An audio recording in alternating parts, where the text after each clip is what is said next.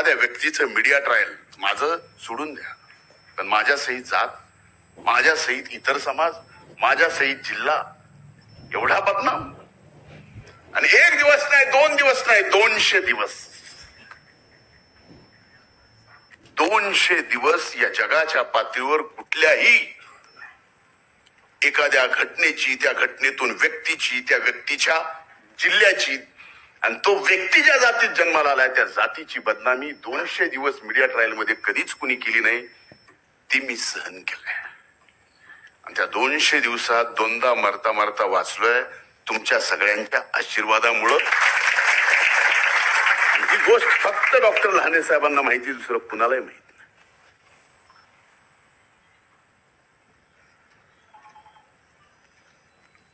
स्वर्गीय मुंडे साहेबांनी मला, माझ्या वडिलांनी कधी जात पात धर्म याच्यावर राजकारण करण्याचं सांगितलेलं नाही. आजही समाजाच्या समोर बोलतोय, जात पात धर्म जोपर्यंत समाजकारणात आहे, राजकारणात आहे, मला करता येणार नाही. तो अधिकार मला दिलेला नाही. कारण ज्या वेळेस तुम्ही नेतृत्व म्हणून उभं राहता त्यावेळेस तुम्ही एका समाजाचे नसता, तर सर्व जाती धर्मातले असता. पण ज्या समाजात जन्माला आला त्याचा अभिमान मात्र असावा लागतो, ते नक्कीच. आणि गरज काय, एक फोन लावला की काम होतो. पूर्वी लावावं लागायचा, बोलवावं लागायचं. इथं बरेच जण आलेत, सर्व क्षेत्रातले आलेत, प्रत्येक ठिकाणी अडीअडचण येते. आणि त्या अडीअडचणीच्या काळात ज्याला अडचण येते त्याला त्यावेळेस धनंजय मुंडेचा फोन नंबर आठवतो. याच्यासारखं देवानी मला तरी काय द्यावं, असल्या मंत्रिपदाला ह्याला काय टाकायचं. अडचणीच्या काळात देव आठवतो, त्याच्या अगोदर आपल्यासारखं आठवतोय, हे साधं नाही. ह्या सगळ्या परिस्थितीत आज आपल्या समोर मला एवढंच सांगायचं आहे की हो, या समाजातून अनेक मान्यवर नेते झाले, वेगवेगळ्या पक्षात झाले, वेगवेगळी विचारधारा होती. ती भविष्यातही असावी नसावी ज्यांनी तरी ठरवावं, त्याच्यासाठी माझा कुठलाही आग्रह नाही. कारण आपण कधीही संकुचित मनानं आपल्या सगळ्यांनी काम केलेलं नाही. नाही तर उद्या, आजकाल असं चाललंय, वाईट वाटतं माझ्यासारख्याला, की प्रत्येक महापुरुष जो ज्या जातीत जन्माला आला तो महापुरुष त्या जातीतच आपण बांधून ठेवला, त्याच्या बाहेर जाऊ दिलं नाही. आपल्या जातीचा इतिहास 160च्या स्पीडनं समृद्धीवर धर्मराजने सांगितलं.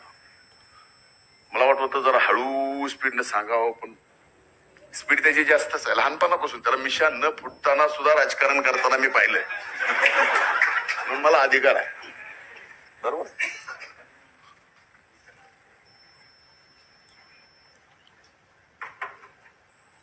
फार मोठा इतिहास आहे. महाराणा प्रतापापासून सांगितलं तर युगपुरुष छत्रपती शिवाजी महाराजापासून आपण सांगितलं. आपलं काम राबायचंय, आपलं काम छत्रपती शिवाजी महाराजांच्या इतिहासात सुद्धा महाराजासाठी गडावर अन्नधान्य, खांद्यावर गाडीवर याच्यावर पुरवणारा समाज कुठला, तर हा समाज आहे. त्या काळातही रयतेच्या राज्यात, ज्याला आपण स्वराज्य म्हणतो छत्रपती शिवाजी महाराजाचं, त्या काळातही या समाजाला सन्मान होता. पण आज का म्हणून कुणी या समाजाला सन्मानहीन करावं याचं मात्र मला दुःख होतं. म्हणून आज मी या व्यासपीठावर आहे. अरे दोष एका व्यक्तीचा असेल त्याला द्या, त्याला फाशी द्या, पण त्या आधारावर सगळ्या समाजाला दोषी ठरवणं इंग्रजाच्या काळात होतं. सुशीलाताई, इतिहास तुम्ही बराच व्हीपी सिंगांच्या अगोदरपासून सांगितलं, गांधीजींचं, आंबेडकर साहेबांचं आपण सांगितलं.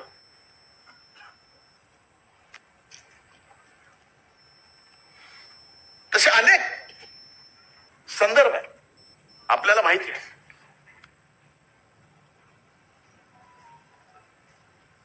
पण आज हे सांगत असताना मी आपल्याला एवढंच सांगतो, मी या 200 दिवसात काय शिकलो, तर कधी बोलायचं आणि कधी न बोलायचं हे आपल्याला कळालं पाहिजे. पहिले मला कळत होत,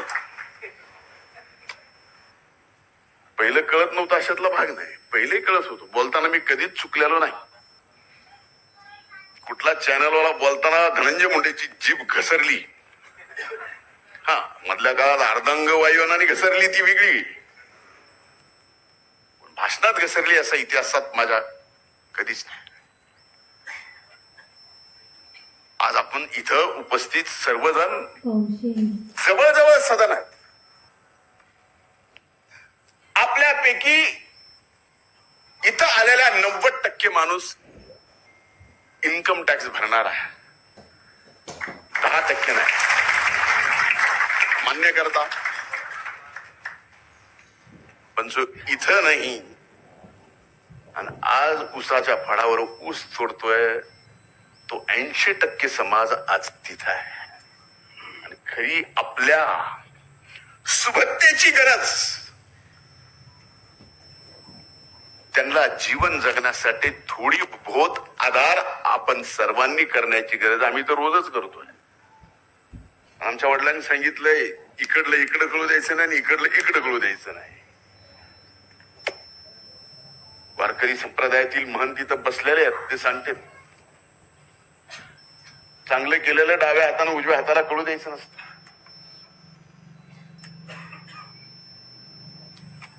तुम्ही कळू देऊ नका, हेच माझं सांगणं आहे. पण द्या,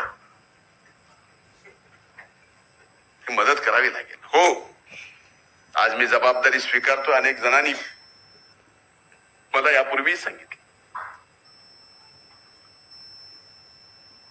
पुण्यामध्ये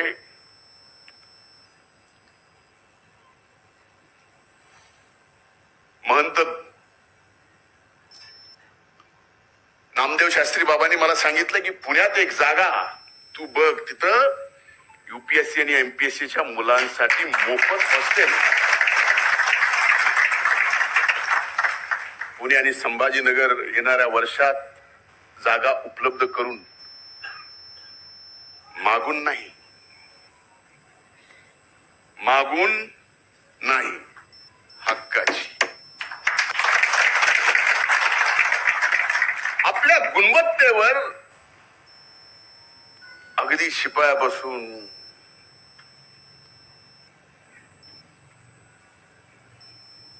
आता बघा योगायोग कसा असतो.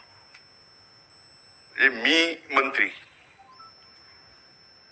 आणि माझे प्रधान सचिव भांगे साहेब, मला उदाहरण द्यायचं आहे. अनेक माध्यम इथं आहेत. ताई तुम्ही बोललात, पण ज्या वेळेस कुंडींचा GR काढायचा होता, मी त्या समर्थनात होतो. भांगे साहेब तर GR ड्राफ्ट करत होते. मराठा समाजाला जास्तीत जास्त आरक्षण मिळावं याचा ड्राफ्ट, आज अभिमान वाटतो सांगायला, सचिव म्हणून भांगे साहेबांनी केला. आणि त्या समितीचे तुम्ही अध्यक्ष सुद्धा होतात भांगे साहेब.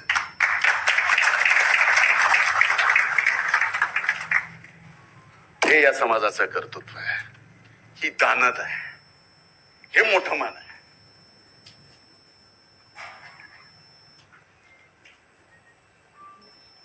पण आज ह्या सगळ्या परिस्थितीत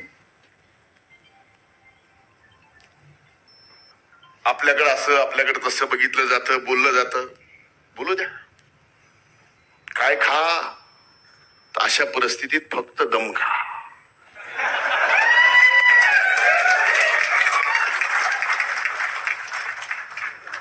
म्हणून मला आज एवढंच सांगायचंय, समाजाने हे लक्षात ठेवा, हे व्यक्तिगत नाही. आज तर शेरोशायरी कुणी कुणी केली मला आठवत नाही, पण समाजाला मला एवढंच सांगायचं आहे, आपल्या सर्वांना झुक झुक कर सीधा खड़ा हूं मैं, झुक झुक कर सीधा खड़ा हूं मैं, अब झुकने का शौक नहीं.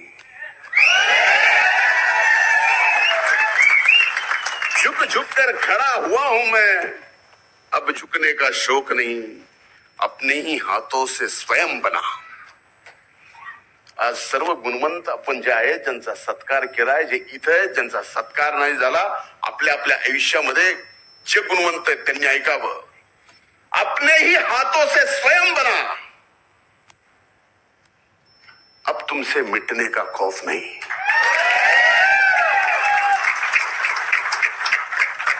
अब तुमसे मिटने का खौफ नहीं. तुम हालातों की भट्टी में जब जब मुझे डालोगे, तुम हालातों की भट्टी में तुम जब जब मुझे झोंकोगे, तब तब कर कर सोना ही निखरूंगा मैं. तापून तापून आपण सोनच होणार आहे. त्याच्यामुळं काळजी करायची. पण एक आपण वंचित मधले किंचित आहोत. कळलं? आणि वंचित मधले किंचित असून एवढ्या एवढ्या मोठ्या मोठ्या पदावर जाताना बऱ्याच जणाला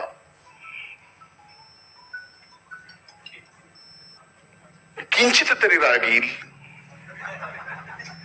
तो येणारच, त्यामुळे त्रास होणारच.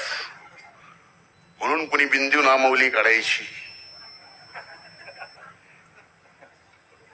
म्हणून कुणी आमच्या गुणवत्तेवर, आम्ही मिळवलेल्या नोकरीवर बोट दाखवायचं.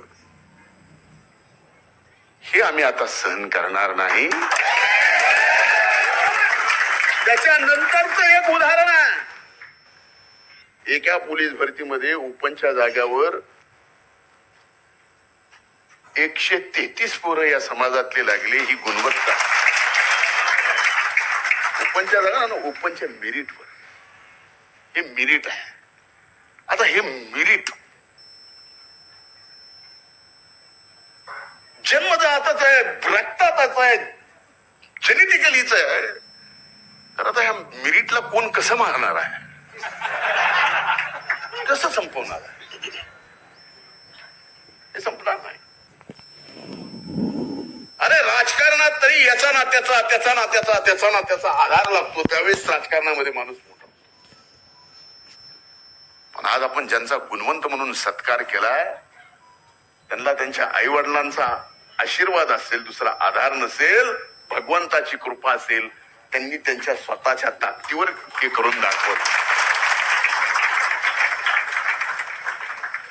ही त्यांची गुणवत्ता आहे. आपला कुणीही दोष करू द्या, तो दोष आपल्यात नाही, दोष करणाऱ्यात. पण आपण मात्र कुणाचाही द्वेष करायचा नाही. ही हात जोडून कळकळीची आपल्याला विनंती. रक्त गरम आहे.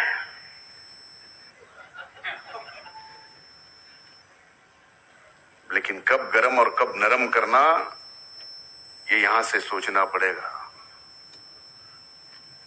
त्यावेळेस आपल्याला कळणार आहे. पण आज मला एका गोष्टीचा नक्कीच अभिमान वाटला की भले ये काळात मी ज्या जातीत जन्माला आलो, त्या जातीतल्या असंख्य किंवा समूळ मला माझा द्वेष केला. पण ज्या काळात जीवनातलं सर्वात मोठं संकट आलं, त्यावेळेस आपणच सर्व माझ्या खंबीरपणे पाठीमागे उभा राहिलात. त्याचा विजय तो अभी बाकी है.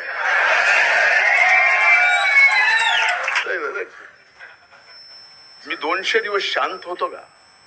अनेक जण म्हणायचे मला, संजय भाऊ आहेत त्या काळात सावलीसारखे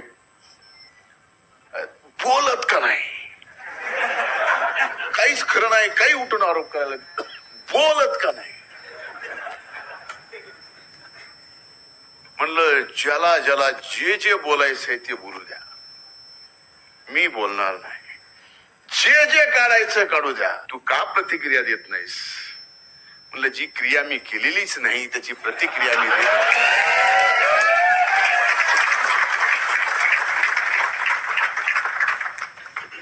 का द्यावी? एक काढलं, दोन काढलं, तीन काढलं, सगळं काढलं, काहीच राहिलं नाही शिल्लक. आता काय बोलावं तरी ह्याच्यावर काय? सगळं काढलं.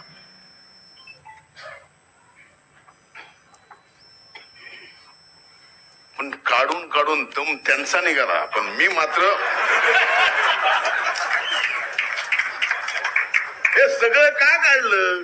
कारण मी एका प्रतिक्रियेचं जर एक उत्तर दिलं असतं तर त्या उत्तरातून हजार प्रश्न अनेकांना विचारायला झाली असती. म्हणून मी बोललो नाही, संयम ठेवला. आणि ज्यावेळेस नियत साफ असते, नियती तुमच्या सोबत असते. हे पुन्हा एकदा उदाहरण. माझ्यावर कृषी विभागाचा मंत्री असताना आरोप केले ना, मी याऊ केलं, मी त्याऊ केलं, मी डबल, मी अरे मी नाही, गप होतो. नियतीनं, न्याय व्यवस्थेनं न्याय दिला. आणि ज्यांनी कटकारस्थान माझ्या विरोधात केलं त्याच्या विरोधातच ₹1,00,000 दंड. सत्य परेशान हो सकता है, पराजित नहीं.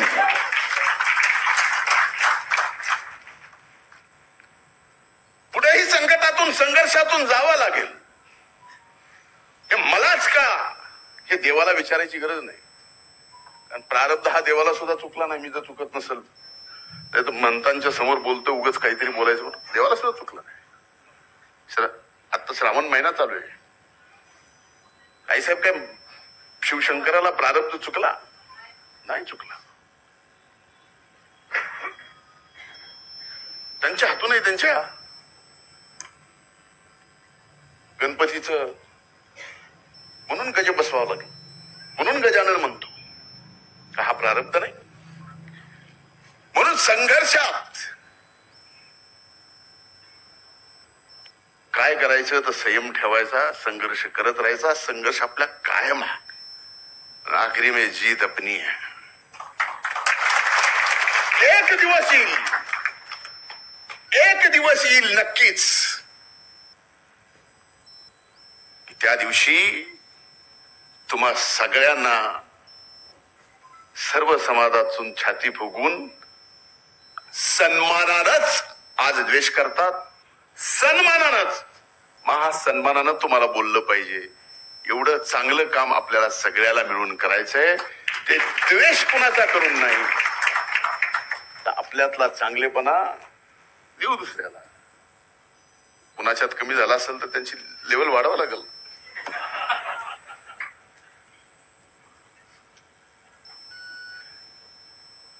मला अनेक जण माझे मित्र म्हणले की तू गप्प राहिला, गप्प राहिला. म्हणलं हो, आणि कदाचित मी गप्प राहिलो असतो तर मला जे आजारपण आलं ते आलं नसतं. तर माझा स्वभाव व्यक्त होणं आहे. माझा स्वभाव जर व्यक्त होणं आहे, मी जर अव्यक्त झालो, 200 दिवस काहीच बोलत नाही, फक्त माझ्या विरोधात जे जे चाललंय, जे शिव्या शाप देत आहेत, घरादाराला देत आहेत, जातीला देत आहेत, जिल्ह्याला देत आहेत, मातीला देत आहेत, माझ्या परडीला देत, सगळ्याला गुमान सहन केलं, बोललो नाही म्हणून हे झालं. जर बोललो असतो तर हे झालं नसतं. त्या काळात आता संजय भाऊनी त्यांच्या मोबाईलवरून सांगितलं, म्हणजे त्या काळामध्ये मला 1-2 ओळी गुलजार साहेबांच्या आठवल्या कि नए सफर में खामोशी को अपनाया मैंने, नए सफर में खामोशी को अपनाया मैंने, क्योंकि बिना गलती के बहुत कुछ सुना है मैंने.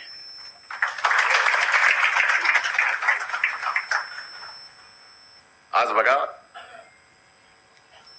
अनेक टॅलेंट असे ज्याला प्रोत्साहनाची, आर्थिक आधाराची,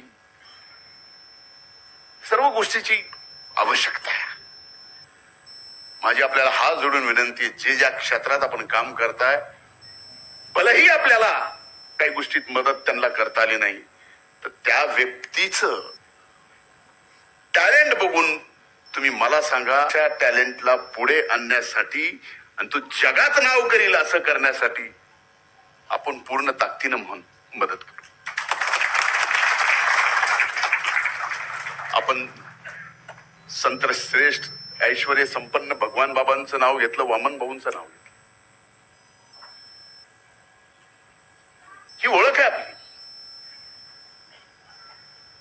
पण ह्या ओळखीसाठी आपण काय करतो? धनराजला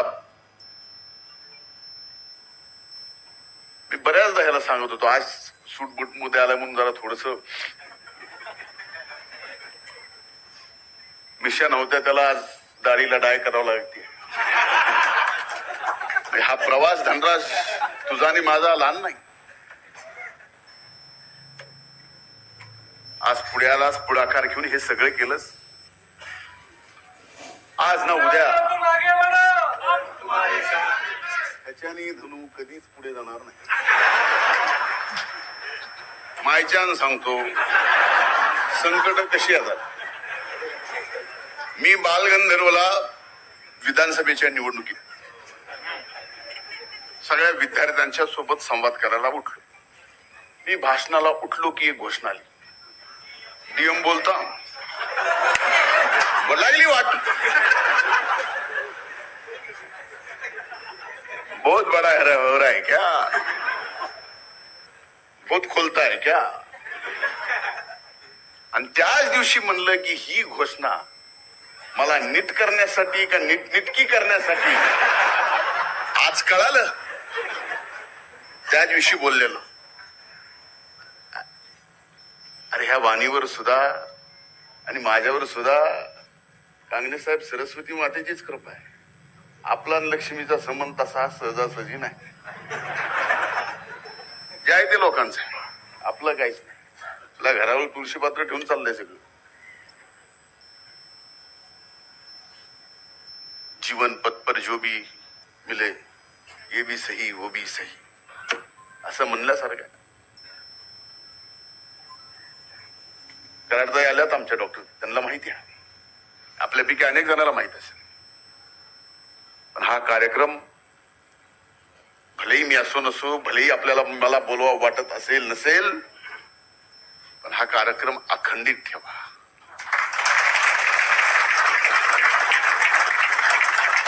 अशा कार्यक्रमासाठी समाजात यांनी केला म्हणून त्यांनी करा, त्यांनी केला म्हणून यांनी केला. अंतनु जरा दम काढ, इतक्या लवकर नेता होऊ नकोस. महीच अडचण चालू आहे, तुझ्या दादा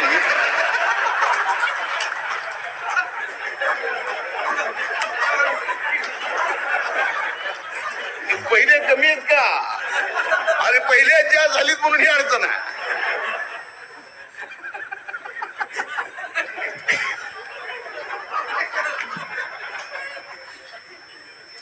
जरा धीरे धीरे. आणि सगळ्यांनीच काय राजकारणात पद प्रतिष्ठा करायची असते का? एखादा चित्रपटाच्या चित्रपटात आपल्याला कास्टिंग दिसेल, कुणीतरी प्रोड्युसरचं, कुणीतरी डायरेक्टरचं, कुणीतरी म्युझिक डायरेक्टरचं, कुणीतरी रायटरचं, हे सुद्धा काम करावं लागतं. आम्ही इथे येईपर्यंत पडद्या मागच होतो.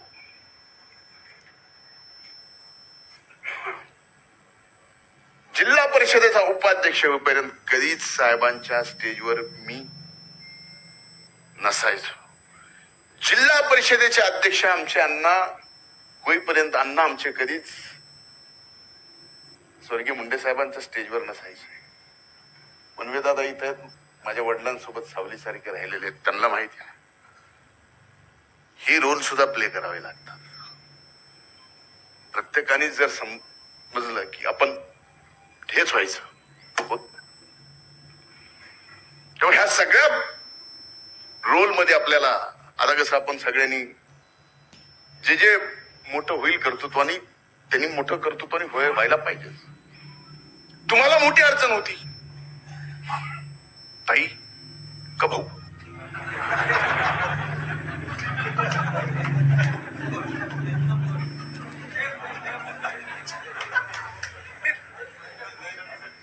म्हटलं ना महायुतीत नंतर, पण घरात अगोदरच का? ह्या सगळ्या गोष्टी आपल्यात सुद्धा. संघर्ष काय असतो? जीवनातला संघर्ष डोळ्यासमोर मी स्वर्गीय मुंडे साहेबांचा पाहिला. या समाजाचा पाहिला, अनेक समाजाचा पाहिला. आणि इथून ज्यावेळेस मी सिंहावलोकन करतो स्वतःच, तो जीवनाचा प्रवास आठवल्यानंतर आत्ता सुद्धा माझ्या अंगावरती शहारे येतात.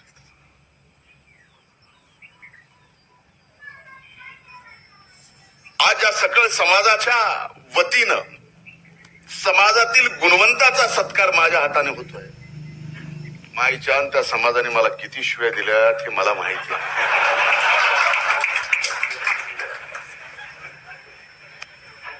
खरंय ना, मला खोटं बोलायला जमलं नाही.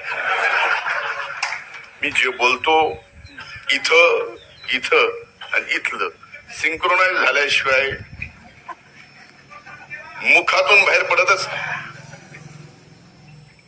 त्यावेळेसची परिस्थिती, त्यावेळेसची ती भावना होती, ती भावना तुमची होती, पण संघर्ष माझा होता. त्या परिस्थितीतून आजच्या परिस्थितीमध्ये जो बदल घडलाय याला संघर्षाचा विजय म्हणतात. कांगणे सर, आपण व्याख्याते आहात, वक्ते आहात. व्याख्याते वक्ते असल्यामुळं हा संघर्ष आहे ना. काल शिव्या देणारा आज ज्यावेळेस आपल्या हातून सत्कार करतो त्यावेळेस खरा चमत्कार असतो. आणि त्याच्या पाठीमाग नियती असते का? तर त्याची नियत साफ असते. ज्या वेळेस तुमची नियत साफ आहे त्यावेळेस नियती तुमच्या सोबत आहे. आणि ती नियती म्हणजे काय? तर दैव तुमच्या सोबत आहे. मी आज एक गोष्ट सांगतो, स्वर्गीय मुंडे साहेबांच्या सोबत संघर्षाच्या काळात सावलीसारखा त्यांचा संघर्ष मी बघितला. त्या संघर्षातून जिथपर्यंत ते पोहोचले तोही पाहिला. जे व्हायला नको होतं, आईसाहेब आपण म्हणलात ते झालं. पण कधी कधी वाटतं की साहेबांची सुद्धा एवढी दूरदृष्टी होती की त्यावेळेस मला जर बाजूला केलं नसतं ते एका मंत्रिमंडळात बहीण आणि भाऊ मंत्री झाले नसते.